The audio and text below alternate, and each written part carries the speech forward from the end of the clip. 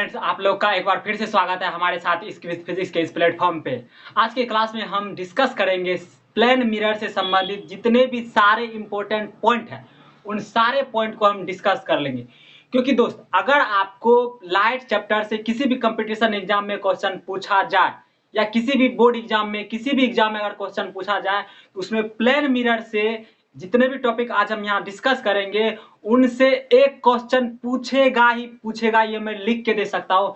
क्योंकि अगर light chapter से क्वेश्चन पूछा जाए और प्लेन मिरर से क्वेश्चन ना पूछा जाए तो इसके बिना वो टॉपिक ही अधूरा बन जाता है। तो आज की क्लास में हम डिस्कस करेंगे प्लेन मिरर से संबंधित जितने भी सारे इंपॉर्टेंट पॉइंट होते हैं उन सबको हम डिस्कस कर लेंगे। तो चलिए इसी के साथ आगे बढ़ते हैं और हमेशा की तरह सीखते हैं। Let's begin.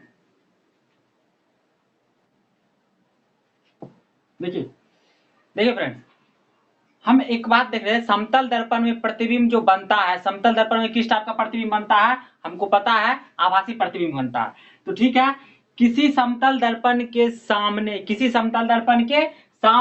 रखे गए किसी वस्तु का आभासी प्रतिबिंब, किसी समतल दर्पण के सामने रखे गए किसी वस्तु का आभासी मीन्स काल्पनिक प्रतिबिंब समतल दर्पण के पीछे उतनी ही दूरी पर बनता है जितनी दूरी पर वस्तु दर्पण के सामने होता है, जितनी दूरी पर वस्तु दर्पण के सामने होता है। देखिए, इसको आप इस तरह से कंसीडर कीजिए, ये मान लीजिए एक प्लेन मिरर, ये क्या है, प्लेन मिरर। इस चीज को समझिए दोस्त, इसमें प्रतिबिंब बनता कैसे, ये इसका एक हम इसमें सारी चीज डिस्कस कर लेंगे। देखिए, ये प्रतिबिंब बन गया। अब मान के चलिए यहाँ पे कोई एक ऑब्जेक्ट रखा हुआ है, यहाँ पे कोई एक वस्तु रखी हुई है। जैसे ही वस्तु रखी, अब वस्तु से तो विभिन्न डायरेक्शन में प्रकाश निकलती है। हम एक दो लाइट को रेफरेंस लेते हैं क्योंकि हमको इमेज बनाने के लिए कितने मतलब किरण चाहिए, दो किरण चाहिए, दो किरण जिससे वो एक दूसरे को इंटरसेक्ट कर सके। चलिए हम दो लेते हैं, एक हम लेते हैं ये इस डायरेक्शन में, ये मान लीजिए ये किरण आया। अब क्या है, तो प्रकाश के परावर्तन हम क्या समझ, जब कोई किरण किसी मतलब सतह पे टकराती है तो पुनः उसी दिशा में वापस लौट जाती है, लेकिन एक निश्चित दिशा में वापस लौट जाती है। तो ये प्रकाश का परावर्तन हुआ, ये क्या हुआ, प्रकाश का परावर्तन हुआ। ये अपने परावर्तन के नियम को फॉलो करते हुए ये परावर्तित हो गया। और दूसरा किरण ये देख लीजिए, ये यहां से गया, दूसरा किरण यहां से यहां गया। अब देखिए दोस्त, अब इसको आप समझ लीजिए, क्योंकि इसको अगर आप समझ लिए तो फिर आपके पास कोई भी दिक्कत नहीं होगी। तो चलिए इसको देख लीजिए, यहां से दो किरण निकला एक। अब देखिए, अब ये किरण यहां से यहां पे आया और यहां से पुनः इसी दिशा में ऐसे वापस लौट गया। अब देखिए, अब ये अगर मान के चलिए ये इधर जा रहा है और फिर यहां से ये दर्पण से टकरा के ये दूसरी किरण इस दिशा में, तो अगर आप इसको इधर बढ़ाइए मेरी तरफ, इसको इधर बढ़ाइए और ये इस तरह से फैल रहा, कहाँ काटेगा, नहीं काटेगा। तो मेरा एक इमेजिनेशन तो हमारा एक कल्पना होता है कि ये एक दूसरे को कहाँ काट सकते या कहाँ से आ रही है। इसको हम ड्रॉ करके पीछे ले जाते हैं। देखिए, आप इसको जैसे ऐसे करके ड्रॉ करिएगा, back back back go back, और इसको ऐसे करिए। देखिए, सबसे पहली बात यहां आप एक चीज को समझिए आराम से, यहां से अब ये गई और यहां से ये आई, तो अब ये किरण बैक हुई, तो नहीं लग रहा है कि ये, अब अगर मान के चलिए आप इसको यहाँ एरो का डायरेक्शन इस तरह दीजिएगा, एरो का डायरेक्शन, तो ये एक दूसरे के अपोजिट में हो जाएगा, जो कि संभव नहीं। तो आपको एरो किस तरह से देना पड़ेगा, आपको एरो इस तरह से देना पड़ेगा।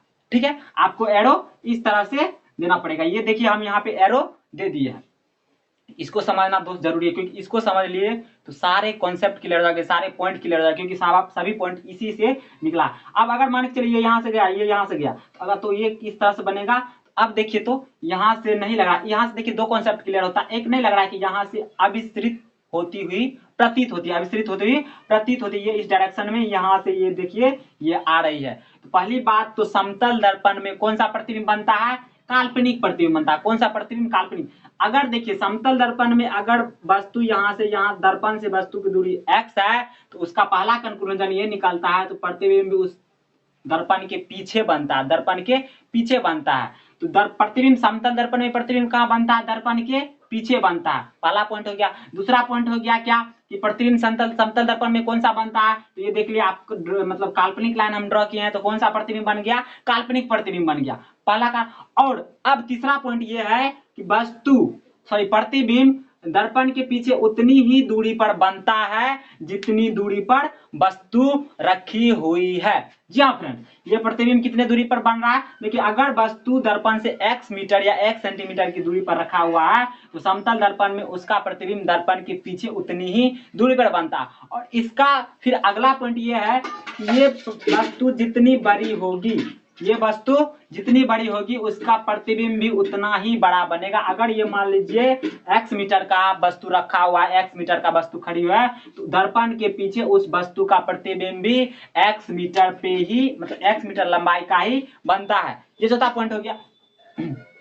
अभी आप इसको कवर कर लीजिए। अब फिर देखिए, एक बहुत ही इंपॉर्टेंट पॉइंट ये है इसके बारे में कि हम मतलब एक प्रैक्टिकल जब किया गया ना, तो वहां से ये निष्कर्ष निकाला गया कि जैसे मेरी ऊंचाई मान लीजिए, जैसे हमारी ऊंचाई मान लीजिए 10 मीटर की है, तो हमको मेरे 10 मीटर का पूरा प्रतिबिंब देखने के लिए जो दर्पण का मैक्सिमम साइज होगा वो क्या होगा। तो इस चीज को हमेशा ध्यान रखिए कि बस किसी वस्तु का फुल प्रतिबिंब देखने के लिए दर्पण की मिनिमम जो ऊंचाई, कम से कम उसकी ऊंचाई वस्तु की ऊंचाई की आधी होनी चाहिए। कहने का मतलब ये मान लीजिए ये आप है, ये कौन है, ये आप है, और आपकी ऊंचाई कितनी है, मान लीजिए 6 फीट की है। मान लीजिए आपकी ऊंचाई कितनी है, 6 फीट की है। तो अगर आपको अपना प्रतिबिंब देखना है दर्पण में, तो कम से कम मिनिमम दर्पण की ऊंचाई कितनी होना चाहिए, 3 फीट की होनी चाहिए। कितनी फीट की होनी चाहिए, 3 फीट की होनी चाहिए। तब ही, इससे ज्यादा है तो आप देख ही सकते हैं, लेकिन अगर इससे कम हुआ तो आपका शरीर का कोई ना कोई हिस्सा कट जाएगा। इसीलिए अगर आपको अपना पूरा प्रतिबिंब देखना है समतल दर्पण में, तो आपको ये क्लियरिफाई करना पड़ेगा कि आपकी ऊंचाई कितनी होनी चाहिए, दर्पण की ऊंचाई कितनी होनी चाहिए, आपकी ऊंचाई की आधी होनी चाहिए। आई होप फ्रेंड्स आप लोग इसे समझ गए होंगे। आप इसका स्क्रीनशॉट ले लीजिए। आप एक फिगर ड्रॉ, मतलब इस तरह से फिगर ड्रॉ करके यहाँ से पॉइंट निकालने का कंक्लूजन कीजिए, तो आपको अच्छे से समझ। तो ये इस क्लास में हम 5 पॉइंट को डिस्कस कर लिए, और समतल दर्पण में किस तरह से प्रतिबिंब बनता है ये भी हम देख चुके हैं। तो मिलते हैं अगले क्लास में, और इससे अब जो भी इंपॉर्टेंट पॉइंट और भी निकलता है दोस्त, एक ऐसा पॉइंट है जो हमारे साइंटिस्ट लोग क्या किए हैं, वो निकाल के रख दिए, जो हमारे जानने के लिए जरूरी होता है, जो एग्जाम में पूछा जाता है, तो हमको उसको भी कंसिडर करना है। तो आज की क्लास में हम इतना ही रखते हैं, और मिलते हैं अगले क्लास में। फिर इससे रिलेटेड जितने भी सारे इंपॉर्टेंट पॉइंट होंगे हम उसको अगले क्लास में देख लेंगे। इसी के साथ हम इस क्लास को यहाँ पे खत्म करते हैं, और आप लोगों से कहना चाहूंगा कि प्लीज इस वीडियो को अपने दोस्तों के साथ शेयर करिए, क्योंकि अगर आपको समझ में आ रही होगी तो उसे भी समझने में अपनी मदद कीजिए, और मदद का हाथ बढ़ाइए, जिससे उसे भी किसी कंपटीशन में इससे रिलेटेड कोई भी पॉइंट नहीं छूटे। तो हमारे साथ बने रहने के लिए आपका बहुत बहुत धन्यवाद। मिलते हैं अगले क्लास।